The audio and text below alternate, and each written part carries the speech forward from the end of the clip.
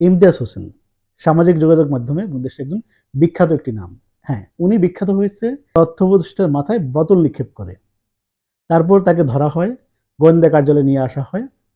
আসার পরে মাহফুজ আলম স্বয়ং তার সাথে সাক্ষাৎ করেন এবং তার পরিবারের সাথে কথা বলেন।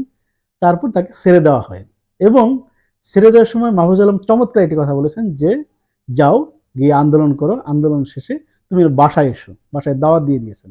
হ্যাঁ, এখন আমরা অপেক্ষা করব যে মাহফুজ আলম সত্যি সত্যি তাকে দাওয়াত দিয়েছেন কিনা এবং তার বাসায় গিয়ে এক টেবিলে বসে খাচ্ছেন, এরকম একটা ছবি দেখতে চাই। আসলে যারা আন্দোলনকারী তারা আন্দোলনের মুহূর্তে বিভিন্ন ঘটনা ঘটিয়ে ফেলেন এবং এই ছেলেটার বয়স ছিল খুবই কম, সবে অনার্সে ভর্তি হয়েছেন অর্থনীতিতে।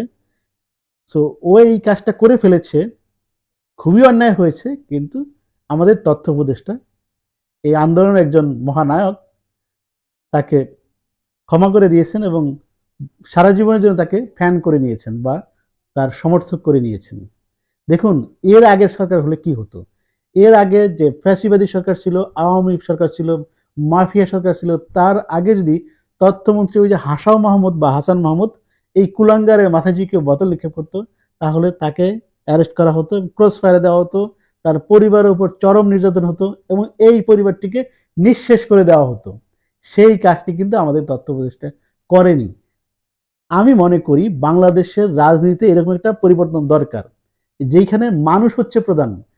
এখানে সরকার প্রধান না, সরকার ক্ষমতাশালী না, এখানে হচ্ছে একজন ব্যক্তি বা একজন নাগরিক হবে প্রধান।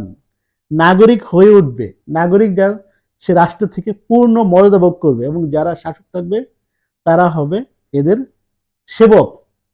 এই যে নতুন রাজনীতি, নতুন বয়ান, নতুন বাস্তবতা, এইটার জন্যই কিন্তু এই গণঅভ্যুত্থানটা সংগঠিত হয়েছে। সো আমাদের তথ্য উপদেষ্টা যে কাজটি করেছেন, খুবই চমৎকার একটি কাজ করেছেন। তিনি এই আন্দোলনের সকল স্টেক হোল্ডারদের পক্ষ থেকে শুভেচ্ছা পাওয়ার যোগ্য, অভিনন্দন পাওয়ার যোগ্য। আমরা আগামী দিনের রাজনীতিটা এরকমই দেখতে চাই, খুব সহনশীল। দেখুন, এই যে ইমতিয়াজ হোসাইন, ও যে কাজটি করেছে, ও নিঃসন্দেহে এটা অন্যায় করেছে। আর ওর বোতল নিক্ষেপের বিষয়টা কি, ওর বাড়ি তো ব্রাহ্মণবাড়িয়ায়। ব্রাহ্মণবাড়িয়ার লোকজন ট্যাটা যুদ্ধ দেখে অভ্যস্ত এবং ও নিশ্চয়ই ছোটবেলা থেকেই এই ট্যাটা যুদ্ধ দেখে এসেছে। ওই কারণে, এবং যুদ্ধে নিশ্চয়ই অংশ নিয়েছে দু একবার, সেই কারণে তার যে হাতের যে এইমটা খুব সোজা ছিল, সেই কারণে লেগে গিয়েছে বা একটা বড় একটা ঘটনা ঘটেছে। এইটা যারা ব্রাহ্মণবাড়িয়ার লোকজন আছেন তারা এখন থেকেও সাবধান হওয়া উচিত, যেমন কোনো কাজ করবেন না তাদের সন্তানরা বাইরে গিয়ে এরকম একটা বাজে কাজ করে ফেলেন। আর সর্বশেষ বলতে চাই যে মাহফুজ আলম যে কাজটি করেছেন তিনি খুবই ভালো করে করেছেন এবং বিপ্লবের যে চেতনা, বিপ্লবের যে স্পিরিট, বিপ্লবের যে গর্ব, সেটা তিনি দেখিয়েছেন। কারণ কিছুদিন আগেই তিনি এই ধরনের আন্দোলন করেছেন এবং আমরা অপেক্ষায় রইলাম যে কিছুদিন মধ্যেই আন্দোলন যেহেতু শেষ হয়ে গেছে, আরেকটি ছবি দেখব যেটাতে মাহফুজ আলম এই ইমতিয়াজ হোসেনের সঙ্গে এক টেবিলে বসে খাবার খাচ্ছেন। কি দাওয়াত দিয়েছেন, বিষয়টা মুখে মুখে দাওয়াত হলে হবে না, সত্যিই যেন দাওয়াতটা দেখতে পাই আমরা। ধন্যবাদ।